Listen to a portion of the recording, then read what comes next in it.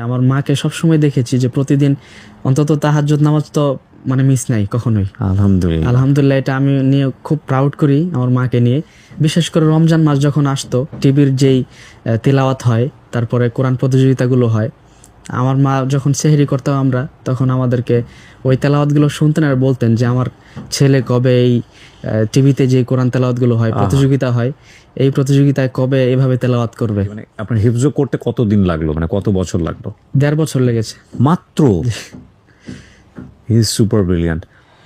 قالوا إنا لله وإنا إليه راجعون।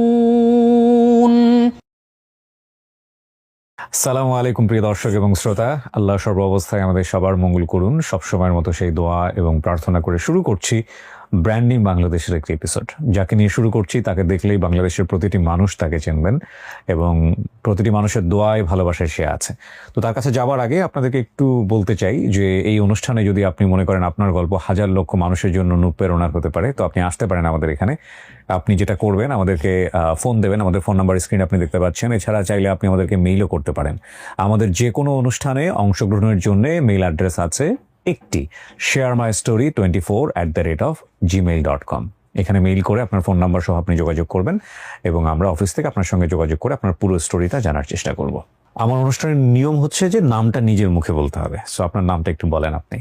আমার নাম হচ্ছে আবু রায়হান। আবু রায়হান। এমনিতে সব জায়গায় কারি আবু রায়হান। কারি আবু রায়হান, মাশাআল্লাহ মাশাআল্লাহ। আপনার বয়স? 24 বছর চলে। সো জন্ম জেলা? নারায়ণগঞ্জের 2500-এ। পুরো জীবনের গল্পটাই শুনবো আমরা। জি। ছোটকালে তো আমি এলাকায় ছিলাম, তবে আমার বড় ভাই পড়তো কমি মাদ্রাসায়, হচ্ছে হেফজখানায়। আর বাবা কি করতেন আপনার? বাবা তখন একটা দোকান ছিল, ছোট মুদি দোকান আর কি। মুদি দোকান চালাতেন? জি জি। আচ্ছা। তো পাশাপাশি চাটাও বিক্রি করতেন। আপনারা কি নারায়ণগঞ্জের লোকাল? জি জি, নারায়ণগঞ্জের 2500-এ আমার বাড়ি। আচ্ছা। আর হচ্ছে যেখান থেকে নারায়ণগঞ্জের শেষ সাইনবোর্ড, ওখানে একটা মাদ্রাসায় পড়তো আমার বড় ভাই। তো মায়ের ইচ্ছা ছিল অনেক যে আমাদের সবাইকেই যেন একটা মাদ্রাসার লাইনে পড়ি আমরা। আচ্ছা। তো আমি ছোটকালে স্কুলে তখন 2 পর্যন্ত পড়েছিলাম। কয় ভাই বোন আপনারা? আমরা 3 ভাই 1 বোন। আপনি মেজো? জি, আমি মেজো। বোন আমার ছোট, আর একটা ভাই আছে ছোট আর কি, একবার। ওকে। এমনি পারিবারিক আবহাওয়াটা কেমন ছিল ছোটবেলা? থাকে না যে খুবই রক্ষণশীল পরিবার, নামাজ কালাম সবসময়, এগুলো দেখেছেন জন্মের পরে? কেমন দেখেছেন আসলে বাপ মাকে?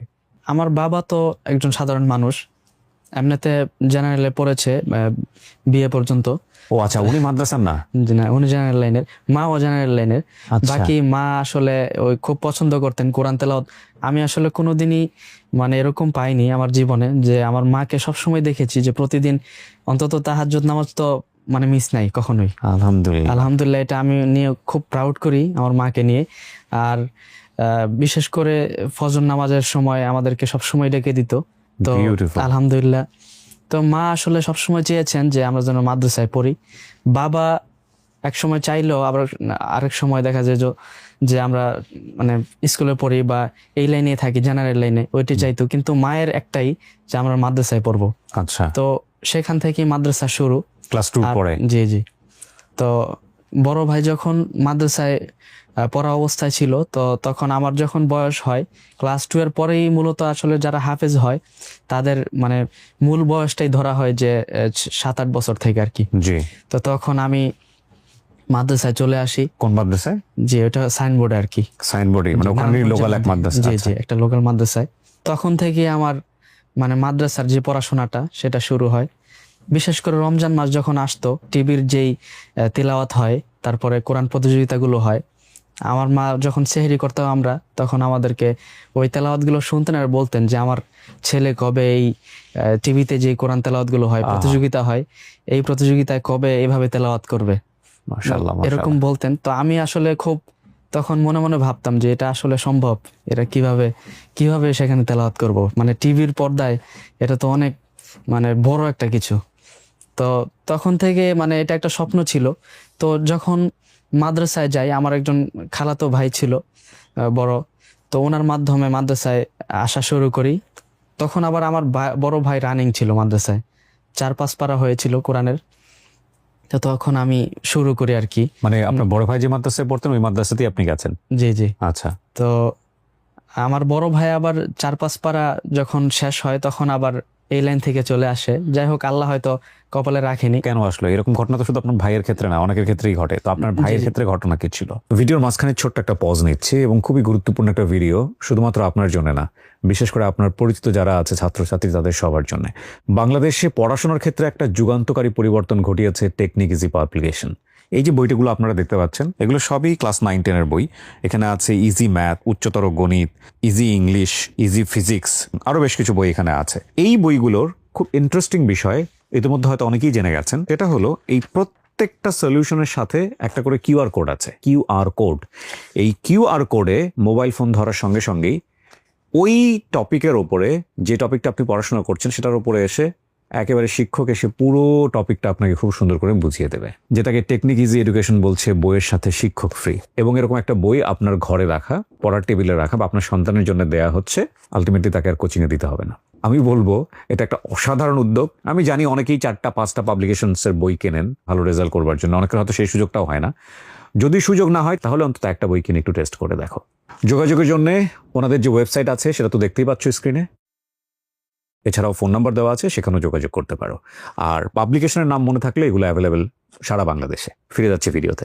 কেন আসলো এরকম ঘটনা? তো শুধু আপনার ভাইয়ের ক্ষেত্রে না, অনেকের ক্ষেত্রেই ঘটে। তো আপনার ভাইয়ের ক্ষেত্রে ঘটনা কি ছিল? সেটা আমি আসলে হয়তো আল্লাহ চাননি, বা হয়তো সবাইকে তো আল্লাহ সব কাজে রাখেন না। হ্যাঁ। তো ভাই যেহেতু চলে গেছে, এতদিন আমিও একসাথে থাকবো। ছিলাম, তো এখন তো একা হয়ে গেছি কিভাবে। তখন আমার মধ্যে এরকম একটা চলে আসছে যে মানে তাহলে থাক, আমাদের এলাকায় আছে, ওখানে পড়াশোনা করব। তো এরকম একটা মানে চিন্তা চলে আসে। তো আব্বুকে বললে তখন আব্বু মাদ্রাসায় গিয়ে মানে এটা বলার পর থেকে বলতেছে কত টাকা লাগবে, কি লাগবে। আগে তো 50 টাকা 100 টাকা দিত, দেখা যায় 1 মাসের জন্য বা 2 সপ্তাহের জন্য 50 টাকা দিছে প্রথম। তো পরে আমি বলছি যে টাকা তো না, আমি এখানে থাকবো না। পর আবার আবার বলতেছে আরো 50 টাকা রাখ, তারপরেও মাদ্রাসায় থাক। তারপরও থাক। জি জি না কিন্তু হ্যাঁ, যে বয়সের গল্প আপনি বলছেন এই বয়সটা হয়তো অনেকেই টাচ করবে, কারণ অনেকেই তো পড়াশোনা করছে। জি।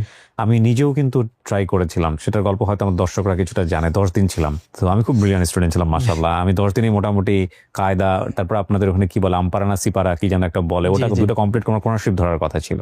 তো আমি থাকলে হয়তো আমার মা যদি একটু ধৈর্য ধারণ করতো, আর আমারও খুব কষ্ট লাগছিল, যে কারণে আসলে থাকা হয় নাই। তো কি কারণে বারবার মনে হচ্ছিল চলে আসি? ওখানে কি সমস্যা ছিল? মানে কত রকমের কঠিন অবস্থা পার করে শেষ পর্যন্ত এইরকম জায়গাতে আসতে হয়, এটা একটু শুনতে চাই আপনার কাছে। এটার তো পরিপূর্ণ ব্যাখ্যা দিতে পারবো না, কারণ ছোট ছিলাম। তো ছোট মানুষ যারা, তাদের চিন্তা ভাবনা তো ওইরকমই, হুটহাট যেটা দেখে ওইরকমই চিন্তা ভাবনা করে। তো খাওয়া দাওয়ার কোনো কষ্ট ছিল? ওইরকম মানে আপনাদের খাবারের মেনু কি ছিল এটা একটু বলেন। খাবারের মেনু এমনি খারাপ ছিল না। সকালে দেখা যায় যে আপনি হয়তো শুনেছেন যে আগের যুগে যে মাদ্রাসাগুলো, বা আজ থেকে 10 বছর আগে যদি মাদ্রাসায় কেউ পড়ে, তখন দেখা যায় যে কোনো মতো একটু খাবার আর কি, যে আলুর ভর্তা বা ডাউল ইত্যাদি ইত্যাদি আর কি। খুব বেশি উন্নত ছিল না, আবার একদম যে মানে না খাওয়ার মতো ওরকম না। জি। ওরকম হলে তো অনেক কষ্ট হয়ে যেত। পড়াশোনার ডিসিপ্লিন কি ছিল ওই সময়টাতে? সকালবেলা ঘুম থেকে ওঠার পরে তারপরে জি, কি? জি, সকালে হিফজখানায় পড়লে যদি হাফেজ হওয়ার জন্য কেউ চেষ্টা করে, তখন দেখা যায় যে ফজরের আগে আগে উঠতে হয়, 1 ঘন্টা আগে মিনিমাম। হ্যাঁ। তো উঠে ওই সিরিয়াল ধরতাম, হাল দিয়ে দেখা যায় কখনো কখনো 2 নাম্বার 3 নাম্বার সিরিয়ালে থাকতাম, কখনো আগে থাকতাম, মানে সবক দেওয়ার জন্য। সবকের পরে আবার আরেকটা আছে 7 সবক। 7 সবকটা হচ্ছে সবকের যেই পৃষ্ঠাগুলো আগের দিনের কয়েকদিন আগের যেটা, তো ওইটা থাকে আর কি। সবকের পরে যদি আগে সবকটা দেওয়া হয় তাহলে 7 সবকের জন্য একটু সময়টা বেশি পাওয়া যায় আর কি। তো এরপর আবার আমুক্তা আছে। আমুক্তা হচ্ছে ওই 1 পারা করে, আধা পারা করে, মানে এরকম একটা সিস্টেম আর কি হেফজখানার। ওকে। আমি যেটা বলছিলাম আর কি, যে বড় ভাই যেদিন চলে আসে আমার খুব কষ্ট হচ্ছিল, বা আমি খুব কান্নাকাটি করছিলাম মনে মনে। এটা হচ্ছে ওই যে বাবাকে বলার আগে যে আমি অন্য মাদ্রাসায় পড়বো, এর আগের কথা আর কি। আমি অনেক চেষ্টা করছিলাম যে বড় ভাই যেহেতু চলে গেছে, তা আমি আর থেকে কি করব, আমিও দেখি যাওয়ার চেষ্টা করি, কিন্তু কোনোভাবেই সাহস মানে পাই নাই। সেজন্য মনকে মানে পাথর বানিয়েই কিছুদিন চালাই দিলাম। এরপরে বাবা আসার পরে ওই বললাম যে এলাকায় একটা মাদ্রাসায়, ওইদিকেই পাশাপাশি এলাকায় থাকলে বাড়িতে বেশি আসা যাওয়া করতে পারবো, এরকম বলার পরে এরপরও আমি মানে কোনোভাবেই মানতেছি না। এরপর 3-4 জন ওই ছেলে ডাক দিয়ে বলতেছে ওরে ধরো, আমি মানে চলে যাই। ও পরে আমি তো আরো বেশি জোরে কান্নাকাটি শুরু করছি, যে আরো কয়েকজন আমার ধরছে, ধরার পরে যাওয়ার সময় বলছে যে তুই এনেই থাকবি, মানে তোর এনেই পড়তে হবে। বাবা হাফেজ হওয়ার যদি পর- ওই কঠিন যদি না হইতেন ওই দিন, জি, জি, তাহলে এটা- আজকের আবু ওইটা রায়হানকে আমি- আমরা পেতাম না। তখন তো আসলে বুঝি নাই। আর এটা খুব কঠিন, আমি আমার সন্তানের ক্ষেত্রে পারবো না, সব বাবা পারেন না, বাট কিছু কিছু জায়গায় পারা উচিত। চলে যাওয়ার পরে আমি আবার আগের মতো নর্মাল হয়ে গেছি আর কি, যেহেতু আর নর্মাল তো হবেই না, এগুলো সব ইউজড হয়ে যায়। জি জি, যেহেতু আর সম্ভবই না, সে তো আর কষ্ট করে চেষ্টা করার কোনো দরকার নাই। হুম, পরে তখন আমার মনে হয় 10 পারা বা 12 পারার মতো হয়েছে। মুখস্থ। জি জি। ওকে। তো এরপরে আস্তে ধীরে আমার একজন ওস্তাদ ছিল তখন ওই হেফজখানায়, হ্যাঁ, মাহমুদুল হাসান হাসনাইন নামে আর কি। জি, উনি আমার জীবনের একজন মানে শ্রেষ্ঠ ওস্তাদ হাফেজ হওয়ার জন্য আর কি। জি, এখানে ধারাবাহিকভাবে পড়েছি হ্যাঁ, কয়েক বছর। তারপরে হাফেজ হওয়ার কিছুদিন আগে ওই ওস্তাদটা আবার অন্য জায়গায় শিফট করে আর কি, মাদ্রাসায়। আচ্ছা, তো ওখানে আমি চলে গেছি যে আচ্ছা, হাফেজটা ওনার কাছে কমপ্লিট করি। ওকে, ওনার কাছে কমপ্লিট করার পরে এরপরে ওই আমাদের মুফতি আব্দুল কাইয়ুমুল্লাহ হাফিজাল্লাহ হুজুরের কাছে আসি। হুম। তো ওনার কাছে কিভাবে আসলেন? ওনার কাছে আসি হচ্ছে আমার মানে দাদার মাধ্যমে। এখন মানে আমি- আপনি হাফেজ কমপ্লিট হয়ে তারপরে ওনার কাছে এসেছেন? জি জি, আচ্ছা, তো আমি একটু জানতে চাই যে মানে আপনার হিফজ করতে কতদিন লাগলো, মানে কত বছর লাগলো? 1.5 বছর লেগেছে। মাত্র? He is super brilliant. অনেক অল্প সময়েও বোধহয় অনেকে করে ফেলে, রাইট? এটা আমি জানি না, বাকি মানে ওই আমার সবকটা তারপরে যে হুজুর ছিলেন আর কি, হ্যাঁ, উনি মানে খুব এই বিষয়ে খুব ডিসিপ্লিন মেনটেন করতো আর কি। প্রতিদিন সবকটা একটা মানে Mandatory. কয় পৃষ্ঠা দিতে হবে, বাধ্যতামূলক ছিল জি একেবারে। জি। উনি এই বিষয়টা নিয়ে খুব মানে ফিকির করতেন। ওনার মতো ওস্তাদ কেউ যদি মনে করে যে আমি হাফেজ হব, বা কেউ যদি মনে করেন যে মানে এতদিনে হাফেজ হব, ওইটা হুজুরের মাধ্যমেই বা উনি যেভাবে চিন্তা করবেন, আশা করি প্রতিনিয়ত এইভাবে একটা রুটিন সাজালে ওইভাবে হাফেজটা হওয়া যায় আর কি। মাত্র 1.5 বছরে 30 পারা কোরআনের হাফেজ। তখন আপনার বয়স কত যখন কমপ্লিট করলেন? 10 বছর চলে। মাত্র 10 বছর। জি। মানে আপনি ক্লাস 2 তে থাকা অবস্থায় ওখানে গেছেন। জি। তো আপনার পরে এরকম হয় চিন্তা হয়নি যে আমি ফিরে এসে এখন জেনারেল লাইনে পড়াশোনা করি, না করেছেন? এরপরে করেছিলাম মানে ওই টুকটাক আর কি, ক্লাস 5, 6 এগুলা। ওকে। তো আপনি কাইয়ুম হুজুরের কাছে কেন গেলেন? মানে দাদার সাথে মাধ্যমে যাওয়া, কি গল্প আসলে? ওনার কাছে গিয়েছিলাম। ওনার কাছে যাওয়ার পরে উনি বলেছিলেন যে এই ছেলেকে দিয়ে মানে অনেক বড় কিছু সম্ভব।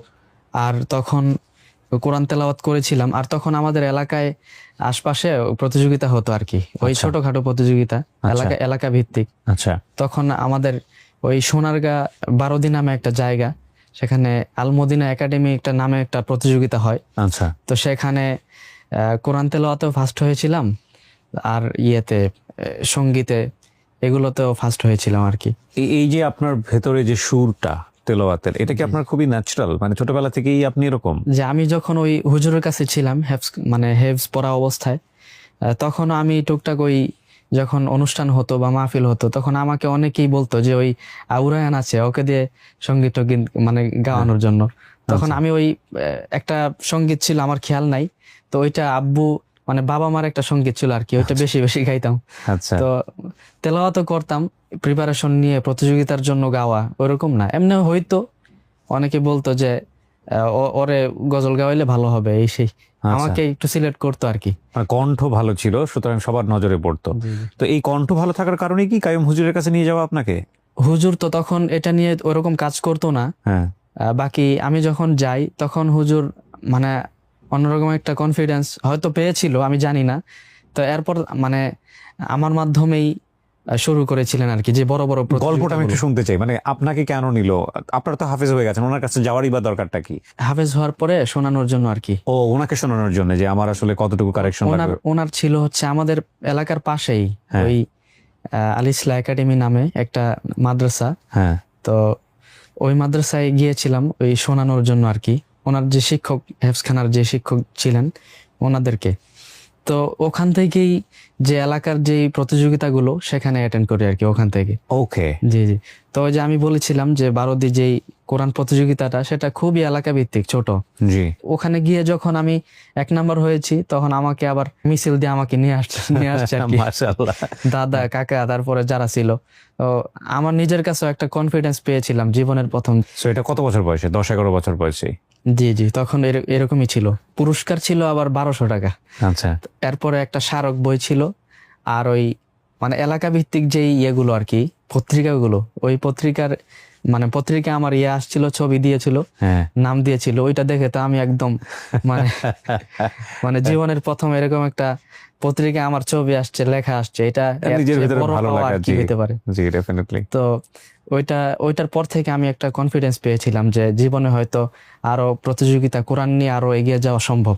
ওকে, সো আপনাকে পথ দেখালেন মূলত কাইয়ুম হুজুর। জি জি, এখান থেকে। এরপরে কাইয়ুম হুজুর আপনাকে নিয়ে কি পরিকল্পনা করলেন, এটা একটু বলেন আমাদেরকে। এরপরে ওই বাংলাদেশে আরো অনেক প্রতিযোগিতা হয়, থানা ভিত্তিক, জেলা ভিত্তিক, বিভাগীয়, এরপরে জাতীয়, এরপরে তো ইন্টারন্যাশনালি আছেই।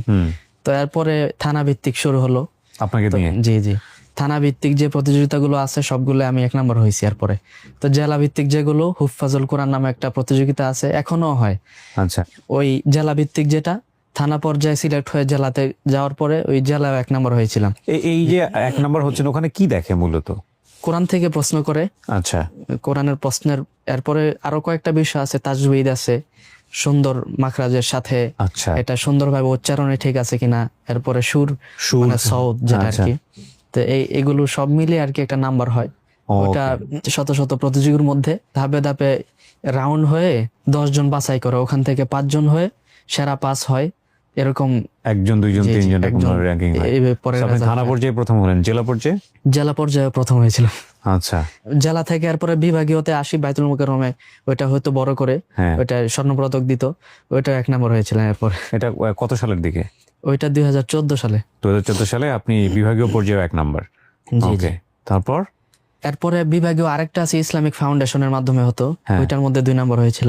আচ্ছা, হ্যাঁ, এরপরে এখন পুরোপুরি খেয়াল নাই, হ্যাঁ বাকি সমস্যা নাই। জাতীয়তে 2 নম্বর ছিলাম হয়তো সম্ভবত। আচ্ছা, এরপরে টিভির যে কম্পিটিশন গুলো, আর টিভি, হ্যাঁ তারপরে এন টিভি, আরো অনেকগুলো টিভি আছে, সবগুলো টিভিতেই কম্পিটিশন করেছিলাম, প্রতিযোগিতা, কিন্তু কোনো টিভিতেই সিলেক্ট হয় নাই।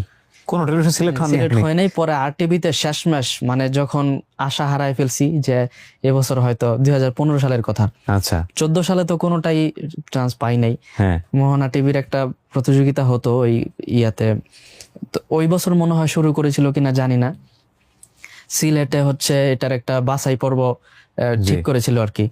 তো শুধুমাত্র আমি আর হুজুর আর কি একসাথে মানে বাসে করে সিলেটে গেছি, এটা শুধুমাত্র একটু সিলেক্ট হওয়ার জন্য। তো অনেক কষ্ট মষ্ট করে যাওয়ার পরে সিলেক্ট হলাম। সিলেক্ট হওয়ার পরে মানে যখন মানে সময় চলে আসছে ওই টিভিতে রাউন্ড গুলো করার, তখন শুনি যে এটা আর হবে না আর কি। তো কোনো টিভিতেই হই নাই ওই 14 সালে। পরে 15 সালেও কোনো টিভিতেই হই নাই, অনেক চেষ্টা করলাম। তারপর আর টিভিতে যখন শেষ দিন, ওই দিন অনেক চেষ্টা করে কোনোভাবে আর কি সিলেক্ট হয়েছে টিভির জন্য। হুম, যখন টিভির রাউন্ড আসে আস্তে আস্তে মানে এগোতে থাকি আর কি। তো একটা জায়গায় কনফিডেন্স পেয়েছিলাম যে বাংলাদেশের একজন প্রখ্যাত কারি, শায়েখ কারি আহমদ বিন ইউসুফ আল আজহারি, উনি হচ্ছে এটার প্রধান বিচারক। সেখানে আমার শুরু থেকেই উনি মানে আমার তেলাওয়াতের প্রশংসা করছিল আর কি, যে এই ছেলে আশা করি 1 নম্বর হবে, এরকম একটা বিষয়। টিভির সেটে যারা সবাই ছিল, সবাই মানে আমি যখন তেলাওয়াত করতাম তো সবাই আমাকে একটা মানে অন্যরকম একটা ইয়ে দিত আর কি, মানে কমেন্ট করতো যে 1 নম্বর হবই। তো সেখান থেকে আমি আলাদা একটা কনফিডেন্স পেতাম। এক এক করে টিভির, আপনি হয়তো জানেন কিনা, টিভির রাউন্ড গুলো অনেক রাউন্ড হয়, মানে প্রতিদিন একটা একটা করে রাউন্ড হইতেই থাকে। তো একটা বাদ পড়া মানে ওখান থেকে আউট হয়ে যাওয়া আর কি। তো প্রতিদিন এক এক রাউন্ড করে এগোতে থাকলাম, কিন্তু মাঝে মাঝে মনে হতো যে এই যেন মানে চলে গেলাম আর কি, আউট হয়ে গেলাম। এক এক রাউন্ডে দেখা যায় এক এক রকম প্রশ্ন, দেখা যায় কখনো কখনো আয়াতের আগের আয়াত থেকে পড়তে হবে, কখনো একটা মুতাশাবিহাতের আয়াত থাকে, একই আয়াত মানে 5টা 10টা থাকে, তো এরকম বলতে হয়। তা আমি তো আগে থেকে আমি জানি যে এটা সম্ভব না, কারণ এটা কিভাবে সম্ভব, আমি তো এরকম প্রস্তুতিও নাই বা ওইরকম আমার কনফিডেন্সও ছিল না নিজের প্রতি। এগুলো এক ধাপ করে এগিয়ে গেলাম। আর কিভাবে গেলাম সেটা আমি আসলে আজ পর্যন্ত নিজের কাছে নিজে প্রশ্ন করি যে কিভাবে সম্ভব হলো, কিন্তু এটার উত্তর আসলে এখন পর্যন্ত খুঁজে পাই না। তো কি রেজাল্ট কি দাঁড়ালো ওটার টেলিভিশনের? ওইটা 1 নম্বর হয়েছিল এটা। ও বিউটিফুল, 2015 সালে। জি জি, আর মাশাআল্লাহ। টিভিতে আলোকিত কোরআন। এরপর থেকে হচ্ছে বাহিরের যেই প্রতিযোগিতাগুলো বাইরে গেলেন কত সালে? 2016-তে, এটা এই কাইয়ুম হুজুর 15-র পরের বছর। জি কাইয়ুম হুজুর সাহেবই আপনার এটা বন্দোবস্ত করেছে। জি জি, ওখানে হয় বাকি ওখানে ওই রেজিস্ট্রেশন তারপরে ইত্যাদি কোথায় এটা? একটা সংস্থা আছে তিজানুন নূর আর কি প্রতিযোগিতাটার নাম। কোন দেশে হয় এটা? জিম টেলিভিশন, কাতারে। কাতারে হয়। জি। সেই প্রথম দেশের বাইরে গেলেন আপনি। জি জি, অভিজ্ঞতাটা শুনি কেমন লাগলো? প্রথমের অভিজ্ঞতা তো আসলে বলে বোঝানো সম্ভব না, একটু ভয়ে ছিলাম কিভাবে বিদেশের মাটিতে ভালো রেজাল্ট করব, মানে পর্যাপ্ত পরিমাণ প্রস্তুতি দরকার আছে, তারপরে কিভাবে বিচারকরা নাম্বার দিবে, হুম আর বাংলাদেশের নাম কিভাবে উজ্জ্বল করব, হুম দেশের একটা সুনাম সেটা কিভাবে ধরে রাখতে পারবো। হুম তো এইসব টেনশনে আসলে প্রথমবার আসলে কি 1 নাম্বার হতে পারবো, কিন্তু এইসব টেনশনে সবই ভুলে গিয়েছিলাম আর কি। হুম। তো ওই বছর 1 নাম্বার হতে পারি নাই, 4 নাম্বার হয়েছিলাম আর কি। সো ওখানে গিয়ে আপনি যাদেরকে দেখলেন পার্টিসিপেন্ট হিসেবে, ওরা কেমন, বা যারা জাজে থাকেন ওরা কেমন আমাদের দেশের তুলনায়? ওরা তো বিভিন্ন আরব দেশ থেকে ওরা আসে। হ্যাঁ, ওদের ভাষায় আরবি নাকি? জি জি, ভাষাই আরবি, আবার ওদের যে তেলাওয়াত মানে খুব মজবুত। আমরা যাওয়ার পরে যখন ওদের তেলাওয়াত শুনি তখন মনে হয় যে কোরআন তেলাওয়াতের এমনি আমরা অনেক চেষ্টা করি এটা নিয়ে, হুম বাকি ওরা তো যেহেতু আরব দেশে জন্মগ্রহণ করেছে, ওদের ভাষায় আরবি, সেক্ষেত্রে ওদেরকে পিছনে ফালানো এটা তো অনেক কঠিন ব্যাপার। এবং এটা সত্য, কিন্তু আপনারা দেখবেন আমাদের এই যে সোশ্যাল মিডিয়ার যুগে এখন তো আমাদের যারা শোনেন তারা নিশ্চয়ই জানেন, ওদের তেলাওয়াতের মধ্যে যে মিষ্টতা, যে মাধুর্যতা, যে বোল্ডনেস, এইটা আসলে এশিয়ান জায়গা থেকে পাওয়া খুবই মুশকিল, খুবই মুশকিল। বিশেষ করে মিশরের কিছু কারি আছেন মাশাআল্লাহ। জি জি, মিশর তো ওই কিরাত যেটা আর কি তেলাওয়াতের জন্য এটা বিখ্যাত, এটা সবাই জানে। জি। আর আমাদের দেশের যে হাফেজরা আছেন, মানে বিশেষ করে আমরা যখন প্রতিযোগিতা যাই, আমাদের দেশ থাকলে ওরা আমাদের দেশকে অনেক করে, সমীহ একটা করে। কোণার মধ্যে ধরে আর কি, হ্যাঁ যে একটা মানে পুরস্কারের মধ্যে একটা সে পাবে। পাবে, হ্যাঁ, এটা আমিও সিরিয়ালে শুনেছি। থাকবে। এটা আমিও শুনেছি। আমার এখানে আরেকজন হাফেজ এসেছিলেন, জি আমি জি, দেখেছিলাম ওই হাফেজ নাজমুস সাকিব। নাজমুস সাকিবের এই কথাটা এরকম ছিল যে বাংলাদেশ আসলে বাংলাদেশের জন্য একটা পজিশন রেখে তারপরে ওরা হিসাব করে এবং খুব সম্মানের সহিত দেখে। জি, আমি এই বিষয়ে আমি একটা মানে কথা বলি, ওরা তো কোরআন তেলাওয়াত করে, কোরআনের যে মুখস্থ করার বিষয়টা আর কি, হুম ওরা আয়াতে একটু মানে আমার মতে একটু কম রাখে, কারণ ওরা হয়তো আমি জানি না, বাকি মানে সওয়াল যে প্রশ্ন আর কি, হুম প্রতিযোগিতায় গেলে তো দেখা যায় পুরো কোরআন থেকে প্রশ্ন করে, জি। সেখান থেকে 1-2 পৃষ্ঠা এমনিতেই শোনে। তো সেক্ষেত্রে বাঙালি হাফেজ যারা আছেন, তো ওরা তো এই বিষয়টা নিয়ে অনেক চেষ্টা করে। আমরা সবাই হুম হিফজ করার যে বিষয়টা, ওরা এত গুরুত্ব দিয়ে হেফজ করে না। হুম আমাদের দেশে যে হেফজখানাগুলো, ওই হেফজখানার যে পরিমাণ মানে পরিশ্রম করে হেফজখানাগুলোতে মানে হাফেজ হওয়ার জন্য, আমার মনে হয় না এর অর্ধেক ওরা করে। আচ্ছা। যারা বিশ্বজয় করেছেন আর কি, হ্যাঁ মানে কোরআন নিয়ে যারা প্রতিযোগিতা করে ভালো একটা স্থান লাভ করেছেন, তারা সবাই আমার মনে হয় যে অনেক পরিমাণ চেষ্টা করেছে। রাইট। চেষ্টা না করলে আসলে এত বড় প্রতিযোগিতায় গিয়ে আরব বিশ্বকে পিছনে ফেলে 1 নাম্বার হওয়াটা, আমি মানে আমার ব্যক্তিগত জায়গা থেকে আমি মনে করি এটা অনেক কঠিন, কারণ সরাসরি না দেখলে, ওখানে উপস্থিত না হলে বা তেলাওয়াত না শুনলে এটা আসলে বোঝা যায় না। 2016 সালে আপনি চতুর্থ হলেন। জি জি। তারপরে কি হলো? ইন দ্য মিডিয়াম আমি একটু জানতে চাই যে আপনি তো হাফেজ হয়েছেন, প্র্যাকটিস হচ্ছে, কম্পিটিশন হচ্ছে, এগুলো নিয়েই থাকছেন নাকি পাশাপাশি আপনি অন্য কিছু করার চেষ্টা করছিলেন ক্যারিয়ারের জন্য? 2016-তে যখন চতুর্থ হলাম, পরে হুজুরও বলেছিল যে যেহেতু এবার আসলে ভালো একটা মানে খুব একটা ভালো রেজাল্ট হয় নাই, সেহেতু এখান থেকে আমরা মানে কিভাবে কি করলে ভালো রেজাল্ট হওয়া যায় বা সামনে আরো ভালো কিছু করা যাবে, এই প্রতিযোগিতায় এসে আমরা যেন আবার সেই ভালো রেজাল্টটা করতে পারি, সেভাবে আমরা মানে এগিয়ে যাবো আর কি। আরো ভালো রেজাল্ট করার জন্য যে পরিমাণ পরিশ্রম করা দরকার, কি কি বিষয় ফলো করলে আরো ভালো রেজাল্ট করা সম্ভব, সেগুলো নিয়ে চেষ্টা করতে থাকলাম। 2017-তে একটা তেলাওয়াত পাঠানো হয়েছিল আর কি কাতারের সেই প্রতিযোগিতায়, আবার কোনো একটা সমস্যার কারণে তেলাওয়াতটা পৌঁছায় নাই, আচ্ছা। বা পৌঁছাইলেও হয়তো যোগাযোগ ত্রুটি ছিল, সেজন্য আর যাওয়া হয় নাই। তো এর পরের বছর 2018-তে আবার সেই প্রতিযোগিতায় অ্যাটেন্ড করি। ওকে। তো সেখানে ওই আপনি তো জানেন কাতারে বাংলাদেশের অনেক ইমাম আছেন, হ্যাঁ।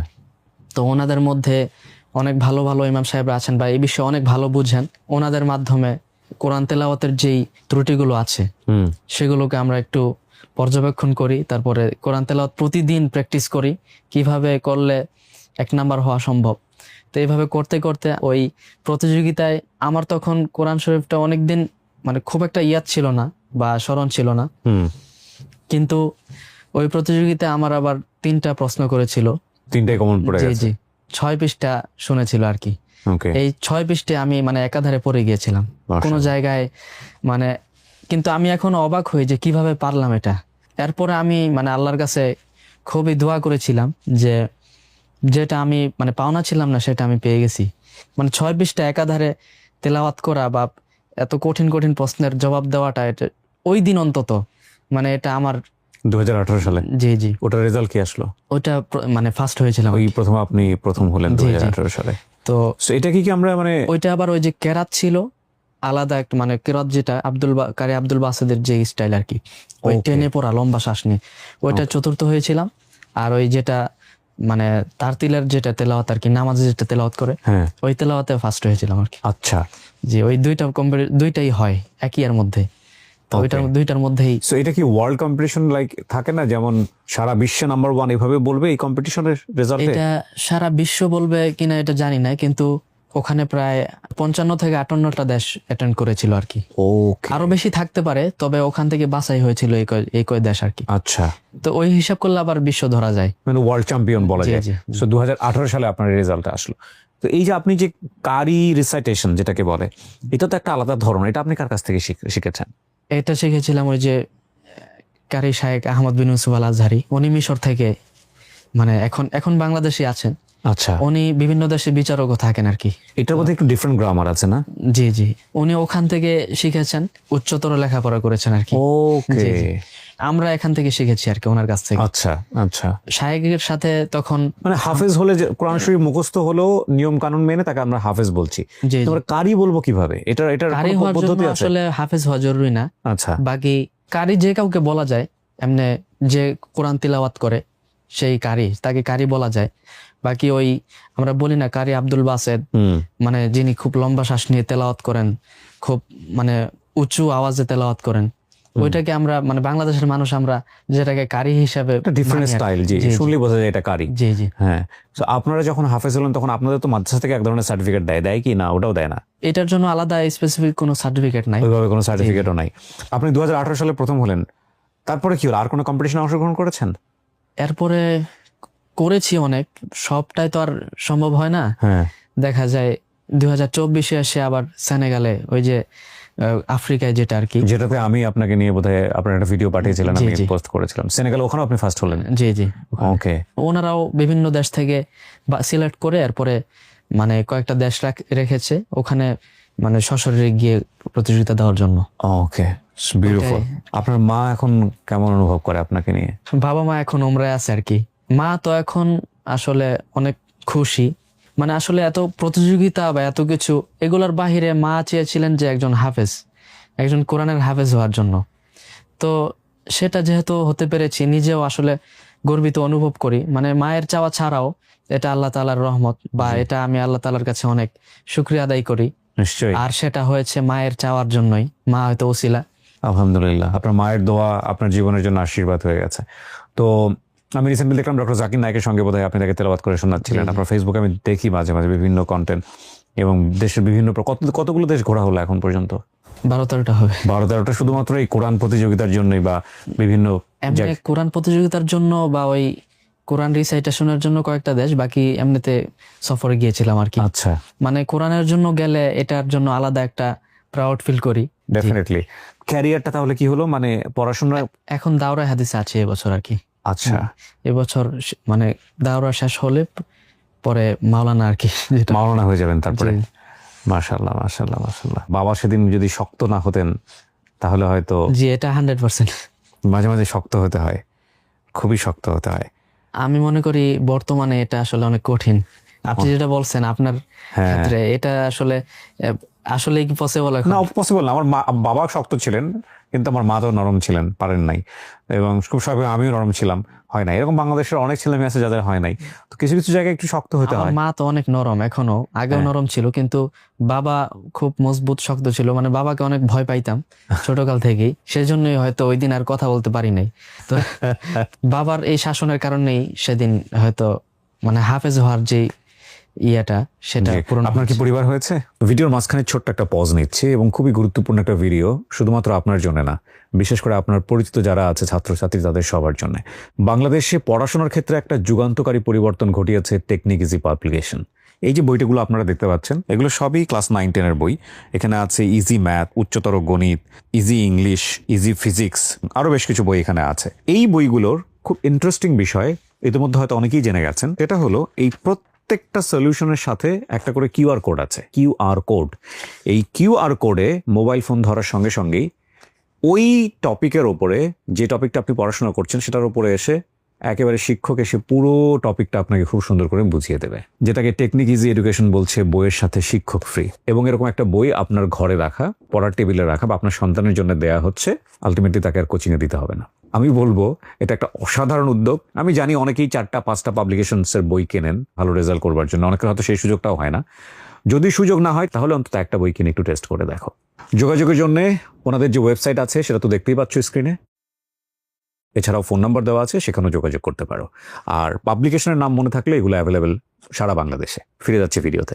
পূরণ আপনার কি হয়েছে। পরিবার হয়েছে? আমার মেয়ে আছে, মাশাআল্লাহ। মেয়ের বয়স কত? 8 মাস চলে। মাত্র? ও, তোমার বিয়ের সাথে তো বেশি দিন হয় নাই বোধহয়। জি।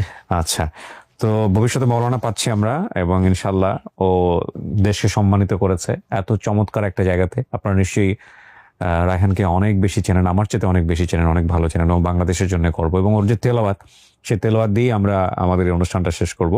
আমি আজকের এই অনুষ্ঠানটাকে ব্র্যান্ডিং বাংলাদেশে দেখতে চাই এমন ভাবে, দেখেন আমরা যে পরিবারে জন্মগ্রহণ করি না কেন, আল্লাহ আমাদেরকে কিছু না কিছু প্রতিভা দিয়ে দুনিয়াতে পাঠিয়েছেন।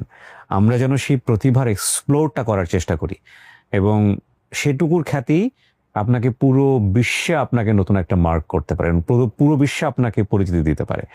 তো আবু রায়হান আসলে বাংলাদেশের কোরআন রিসাইটেশনের জায়গাতে, হিফজুল কোরআনের জায়গাতে খুবই পরিচিত একটা মুখ।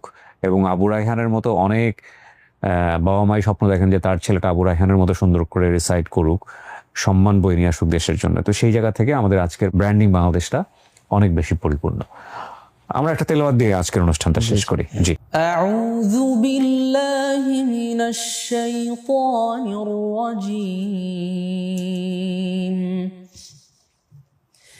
بسم الله الرحمن الرحيم فاذكروني أذكركم واشكروا لي ولا تكفرون يا أيها الذين آمنوا استعينوا بالصبر والصلاة إن الله مع الصابرين ولا تقولوا لمن يقتل في سبيل الله أموات بل أحياء ولكن لا تشعرون ولنبلونكم بشيء من الخوف والجوع ونقص من الأموال والأنفس والثمرات وبشر الصابرين الذين إذا أصابتهم مصيبة قالوا إنا لله وإنا